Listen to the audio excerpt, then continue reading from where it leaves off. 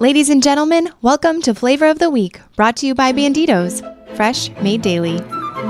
In Flavor of the Week, Kyle sits down with one of our local priests over 4 different episodes to sample variations of a favorite food or drink while they discuss the ins and outs of life as a priest. This is Kyle Hyman here for Flavor of the Week, Part 4 with Fr Cyril Fernandes. We are at the rectory here at St. Hedwig's. Do you call it a hyphenated parish? You have St. Hedwig's and St. Patrick's? St. Patrick's and St. Hedwig's community. St. Patrick's and St. Hedwig's community. Just been really enjoying the curry that you cooked for me. Good. I'm glad you enjoyed. Pork curry with green beans, onions, garlic, Turmeric, chili powder. You have to have some kind of, mixed spices are very good for you. I don't enjoy that blend food, just boil it. I don't like that boiled food. Okay, I'm going to jump into this. This is a pickled lime. Yes, lime pickle. And this is the peel of the lime right here. Do I just eat it straight or mix it with the rice? Yeah. Mix it with the rice. You can eat it with the rice and then you can eat first and then take rice later. It smells very citrusy. Yeah.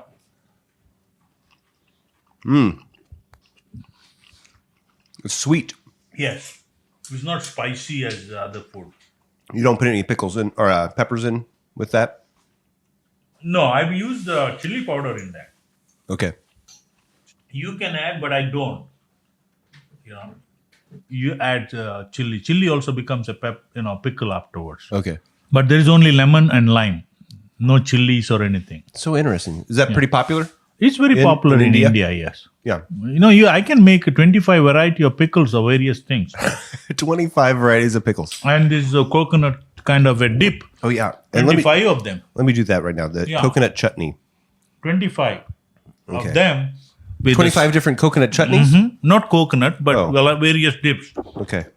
Like cilantro, all the herbs. It's got the consistency of a hummus. Yes, hummus. You're right. Yes. But it's not hummus. No, it is not. So, Father, you enjoy teaching. You've got 2 masters.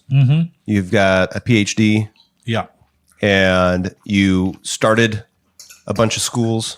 You've taught at schools. You've been principal at schools. Yeah. Over in India. You enjoy teaching. You enjoy working on homilies. What is your process for preparing for a homily? I read on Wednesday for Sunday's homily. Then I think about it a lot. I'll read a few prepared homilies. I got some books and all. Okay. And then I go through that, read them. And then I just, think about it every time, what could be if someone else, a priest, speaks to me. What should I say? Okay. Then I think about it. I take 1 or 2 aspects of the homily, like, what it says to me personally. And then I prepare on the basis of that my homilies. Very practical, not just kind of, people these days, they don't want your theology and they don't want your philosophy and what you learned in the seminary. Those are good things. They are guidelines. We need to follow them. What we learned in the seminary. But they need, when they go home, they need to say, that was a good homily. I liked it. I think, Father, you are speaking to me today. Like, you are speaking to me, my life. I need to do this. Right. I need to improve that, And also when I prepare a homily, not for people, I prepare for myself what I have to do. That way. It's applicable to me also. So then I prepare. And there are quite often people say, oh, you give good homilies, feel good about it. But I say, I work very hard.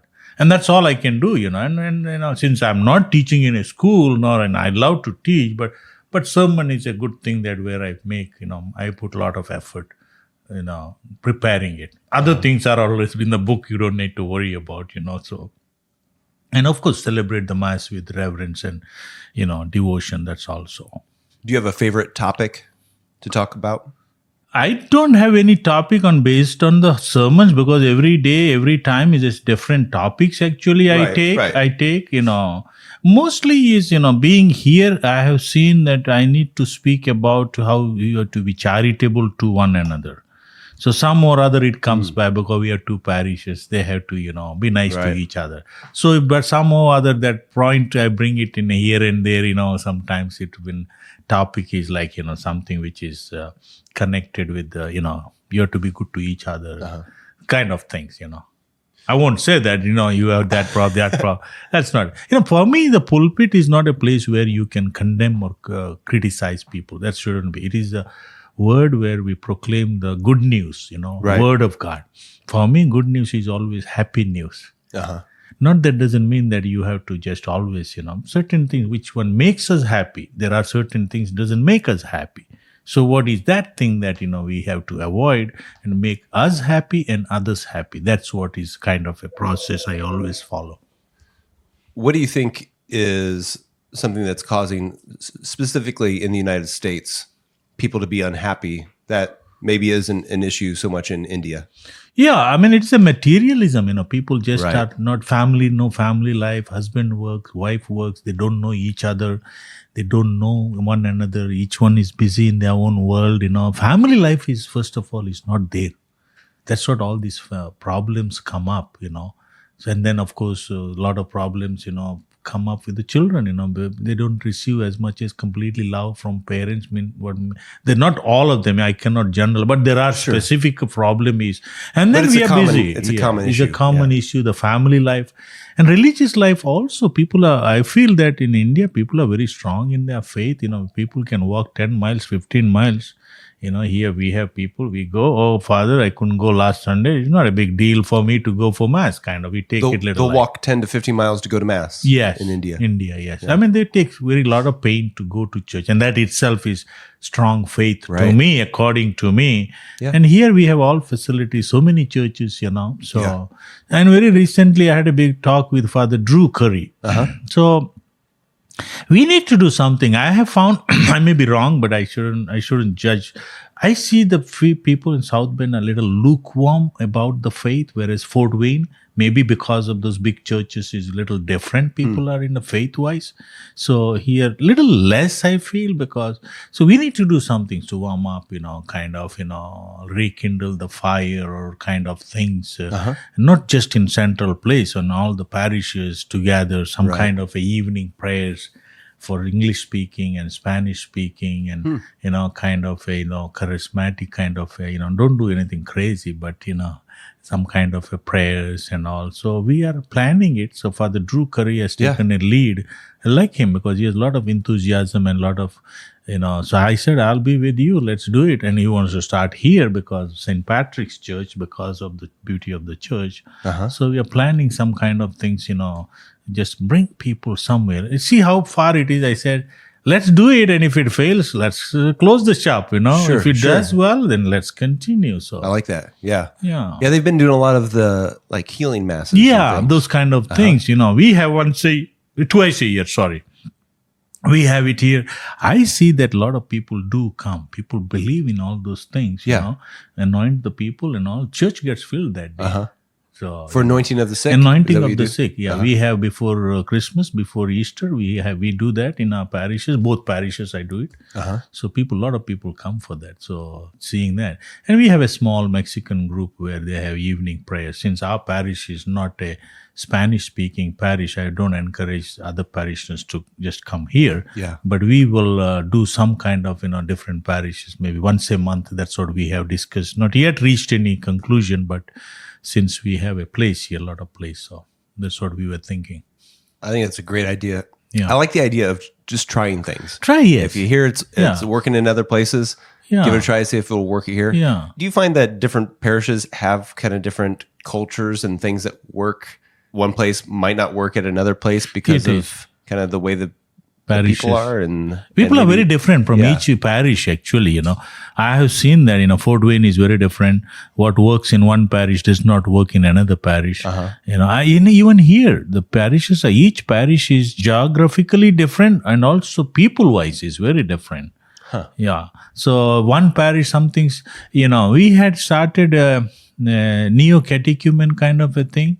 I liked everything that what they did and all to bring people and all. I asked people.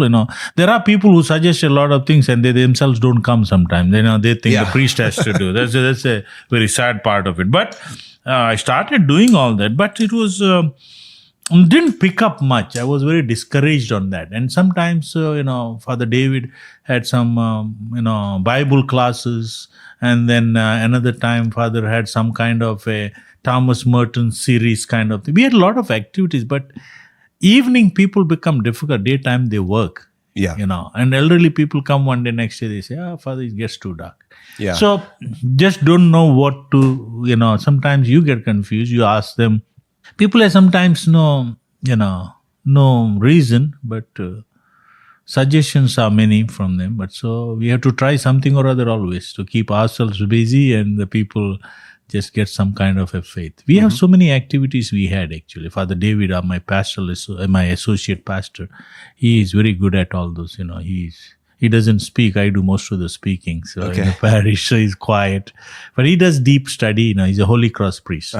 So he does a lot. And then we both attend. Then we have RCIA. We have a couple of people. So he takes a few classes. I take. So both of us share. So. Do you have a particular RCIA topic that you like to teach?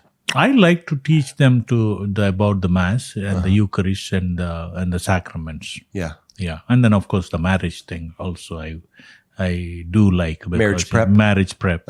Yeah, we have a lot of these marriage preps and also, sometimes it is families. I would like to emphasize on the family life, that they have to, and then they know each other. That's what is more important for the young couples too.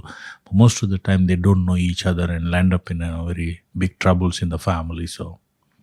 Why do you think that they don't know each other? Is it because when they go and spend time together, it's watching a movie instead of actually talking to each other about something that matters? Or see, it matters because they don't spend time means, watching the movie is different. You're not spending time. I would not call it. Or reading a book, watching a movie or television and all. Most of the time, what do they? They are busy with their cell phones, these days, I had a young couple who was there. They called me, nice people. I did their wedding. They were so nice. They called me for a dinner and they both were busy on cell phones. And I said, no more do this because this is the worstest thing that you do. Just got married and we went to a restaurant and they're busy in telephones, both of them. I said, keep that off. Yeah. And I said to them, you do this, I'm going to tell you, will be very soon in trouble in your married life. Yeah. So most of that, keep away. Make sure, I always tell those couples, make sure that every night before you go to bed, make sure that that you talk to 1 hour at least, no matter where you go. These days, your cell phones. Use the cell phones when you're far away. Yeah. Every evening, because I give them talk to each other for an hour before yes, at least half an hour. You set the time. You need to, because I tell them, I had a very close friend of mine in Fort Wayne, St. Patrick's Church. He was very helpful in working. He was I did the all electrical part of the Wi-Fi and all those things in St. Patrick's Arcola with him. Tim, his name is Tim. He died. So they went to Florida and then he was swimming. He loved to be in the water. He always liked. And his wife they were all in the swimming pool. And then his wife, he said, okay, let's go for dinner. You go to the room and get ready. And after a few minutes, she looked back and there was a big crowd and she came back and that was her husband, Tim. Oh no. He died in the water. And she always told me one thing, Father, I would always tell everyone, you don't know when your spouse will not be there for you to speak, to talk. So think every night that's your last night. Talk to them. And that which certainly impressed me. And she told me on his death, on his burial day, I did the burial in Fort Wayne. So it said to me a message. And I think that's a message that I always say. Spend time because you know each other. Once you know each other, you'll be able to tolerate each other, accommodate each other, and understand each other. So most of the problems begin with you don't understand each other. Yeah. What I say is right and I'm right. You should be a marriage counselor. No, That's good advice. That's good. Yeah. That's really Thank you very much. Yeah. And you mentioned Father Drew Curry. Yeah. Have you ever made pork curry for Father Drew Curry? No, I did not. He just comes. He's from South Bend, So he's born here in South Bend. So he comes to visit his family. Then he comes occasionally. Sometimes he joins me for mass here. I think he would enjoy this. Yeah, I know. So yeah, maybe I should have another time. Some cooking this. Some parishioners asked me I should. I did that in Fort Wayne. I had one group of 50 people. I cooked. I told them how to cut the vegetables. I was the main chef, and they cut the vegetables and all. We had a dinner. Yeah. And I had 2-3 times. Even in St. John's, I had once cooking. Yeah. So I never had it here. People have been asking me. I said, okay. Yeah. On the spot cooking and eating and tasting, very food, I prepared around 20 dishes in Arcola. Wow. Yeah. Well, maybe now that they hear this, they'll be banging on your door. 'Cause Yeah. This is delicious. I'm going to try the lemon pickle here. Yeah, please. Sweat it out because it's good for you. Well, that doesn't make me sweat. That's good. Okay, and then this was... That is just in the salt and vinegar. Radish. Ginger. Radish. Radish. Yeah, radish. Oh. Piece of radish. All right. And then I think I've tried everything after this. Good. That lemon is good. Good, yeah. I like Again, lemon. it's very sweet. Yeah. It's not spicy. All of these are very strong. Yes, spice-wise, right? Yeah, so you just need a little for your rice. Yeah, This is yeah. the concept. As I said to you, because rice will take rice and then the small piece, 1 or 2 pieces of pickle and 1 plate of full rice. They don't eat 1 or 2 spoons, they eat full plate of rice. So that way. You won't get that shrimp pickle. That is a legacy. That's only rich people, like you and me, Okay. can only have that shrimp pickle. Well, I'll try not to rub it in people's nose too much. No. So we did shrimp pickle, we did lime pickle, we did lemon pickle, eggplant, and radish. You said radish, sure. And the coconut chutney. all on pork curry, Pork curry along with some green beans. and rice. Man, Rice is the main ingredient. you've spoiled me. This is delicious. I'm glad. Thank you so much, Father. We should have again, Kyle. Yes.